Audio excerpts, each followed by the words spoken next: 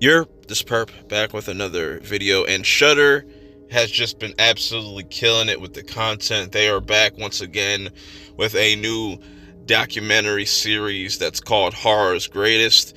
They had, the Black Noir, the history of Black horror, and then they had the 101 scariest moments or movies.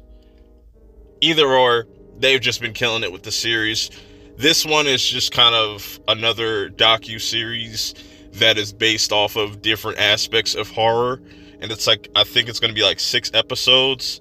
So this is the first episode, tropes and cliches, and I really enjoy these, man. Like, if like I always will recommend these types of like horror movie documentaries for newer people that are on the fence with the genre, new to the genre, or have never really gotten into horror, but they get into horror later in their life, in their 20s or 30s or even their 40s.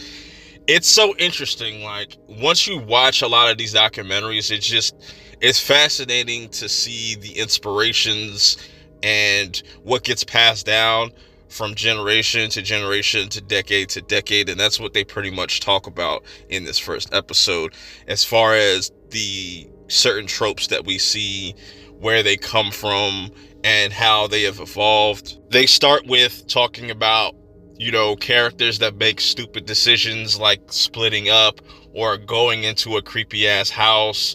The slow walking killer trope. Also, the horny teens must die. That's constantly in a lot of like 70s, 80s horror. Even still to this day, it's just a very easy trope to kind of put into your story.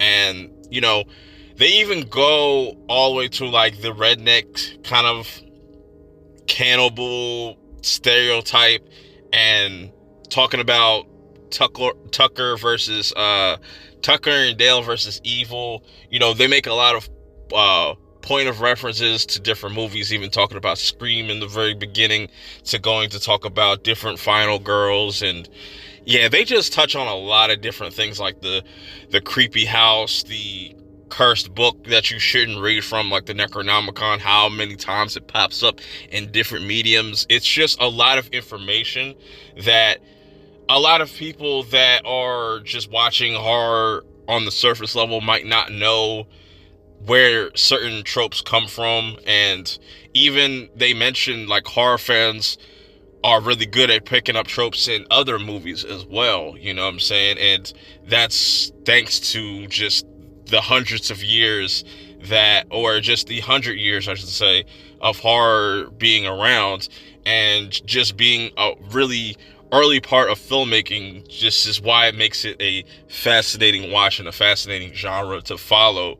Even looking at it where it's at now in the 2020s, and how things have completely changed, and you see a lot more of those like kind of old school vibe or just original ideas starting to come back, and people are doing fresh new things, whether it's Ty West with the X trilogy, you got Longlegs out here, you even just recently got Strange Darlings, and going back as far as Hereditary when that came out.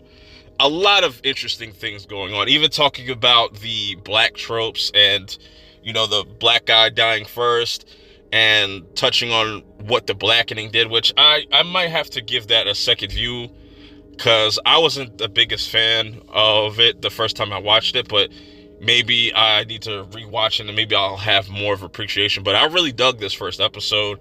A lot of different interesting speakers that are familiar, and some of them are new. The next episode they're going to be talking about is kaijus and stuff like that, and I can't wait, because that's definitely another one of the aspects of horror I really like. So if you do get around to checking this out on Shudder, let me know your thoughts of it. Until next time, I'm out. Peace.